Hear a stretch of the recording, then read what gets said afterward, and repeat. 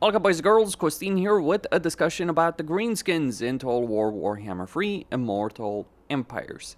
They are one of the best races in the game. Between variety, their economic potential, their military potential, the Greenskins do have a lot on offer. Even if not all of the legendary lords of the Greenskins are that unique. I mean, you have Skarsnik, you have Waaagh, absolutely, that do have unique playstyles that work.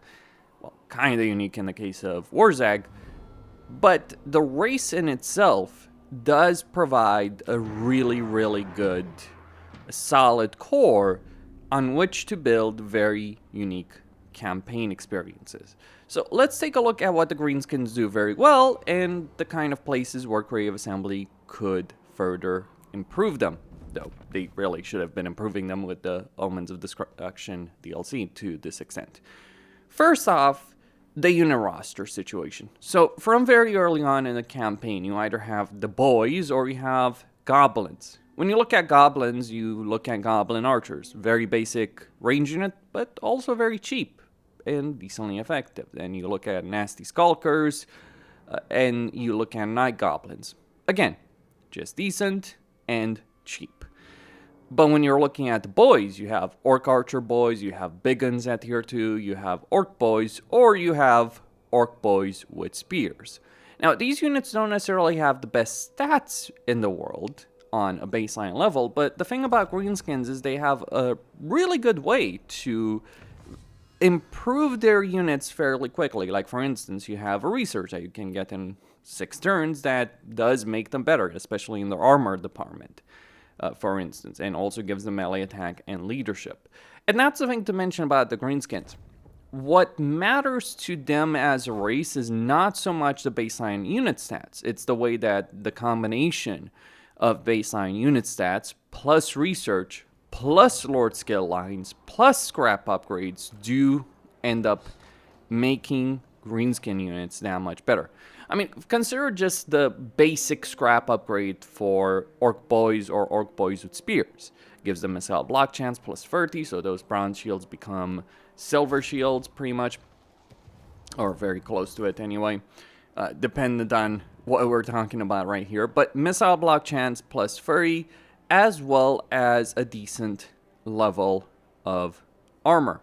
And that is a pretty important thing. Now, the thing is, it doesn't show up in the stats per se, because the problem there is it only works if the leadership is higher than Wavering. But because the baseline leadership is good enough, more often than not, it will actually end up working out in your favor.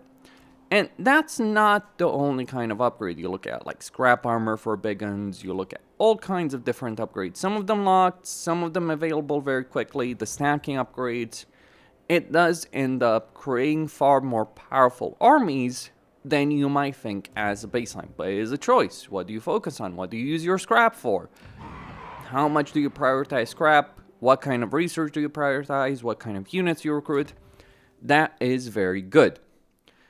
Another thing to also mention about Greenskins is that while increasing hero capacity, especially with, say, Shot Demons, can leave something to be desired, the fact that a lot of your heroes, or virtually all of your heroes, are available to recruit at tier 2 does further add to that kind of variety. Shamans for magic, Janriver Troll Hags for casualty replenishment and secondary magic, now Goblin Big Bosses for increased mobility and growth, Black Orc Big Bosses for combat ability, and then Goblin Big Bosses for scavenge.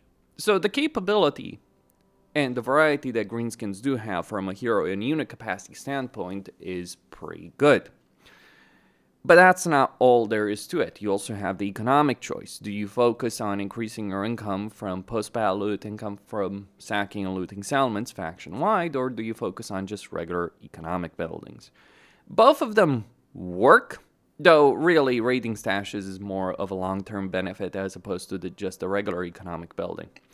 But the regular economic building also does generate a fair amount of money and is pretty cheap compared to the kind of benefit you're getting from it.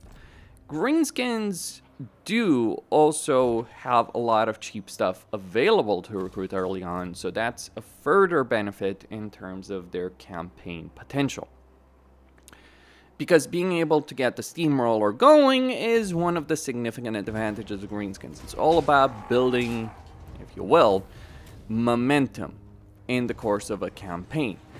And that is where Greenskins do shine. Yes, they do benefit from higher tier settlements, but that's where, things like Zar Nagrund can come in and be pretty useful as well. Or it can be useful to just loot and occupy every settlement, because there is a good capability right there with respect to Greenskins in terms of being able to just loot and occupy or occupy a settlement at the same tier it's already at.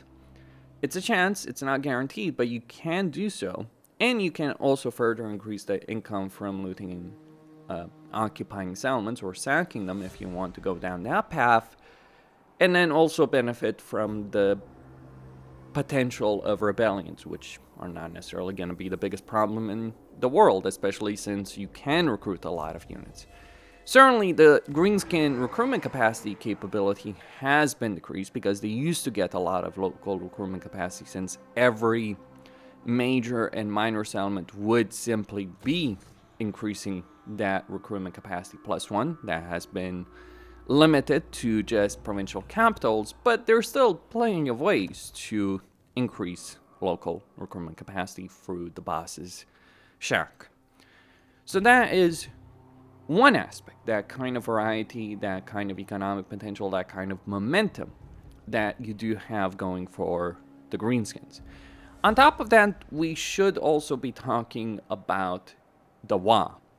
Now, the Waaagh effect, when you activate it, does mean every army you have already existing, depending on the size of them, before you activate it, it does mean those armies are going to get the Waaagh army attached to it. But consider the other benefits. Just filling up this meter gives you a lot of growth control, reduces recruitment costs, again, lots of units, fairly cheap to recruit, gives you wins of magic, and further increases your leadership. Baseline Greenskin leadership is pretty solid for some units, orcs in particular, not necessarily goblins or trolls, but give every army and every unit in those armies 10 leadership, then that is a pretty damn huge benefit for Greenskins to work with. And because Greenskins do also have those Waaagh armies attached to them, once you do activate a Waaagh, that further increases their capability in battle and on the campaign.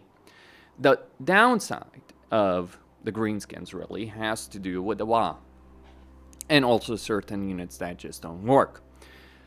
The downside is that, yes, being in a Waaagh is great, but completing a Waaagh doesn't really give you any kind of benefits. A Waaagh takes 20 turns to complete, but it's not dynamic. You have 20 turns to succeed or fail, but even if you succeed very quickly, you still have to wait for those 20 turns. Now, those 20 turns are going to be great, and it's very easy to go to start a new one once one is completed, but the rewards of a Waaagh just don't feel that tangible. So I think a more dynamic system in terms of how the Waaagh works would be very good for a Greenskin campaign. That is my personal perspective on that subject. And of course, improvements to Legendary Lords, creating unique campaign mechanics for them to deal with, all those kind of things would be worth it as well in a fairly substantial way.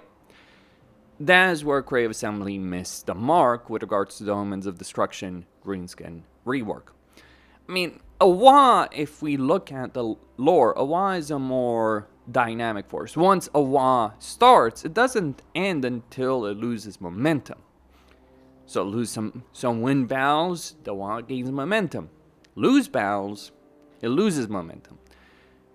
And that's how Waaghs work in the lore, and really how they should work in the game as well, which is why I really do think Creative Assembly could have done a better job. But overall, the Greenskins, they may not have the best auto-resolve result. This is one of their problems. Even with those armies, but they do have that kind of individual unit upgrade system. They have a lot of different units that work, from trolls to orcs to goblins, even from even when we're talking about mangler squigs. A lot of things again do work.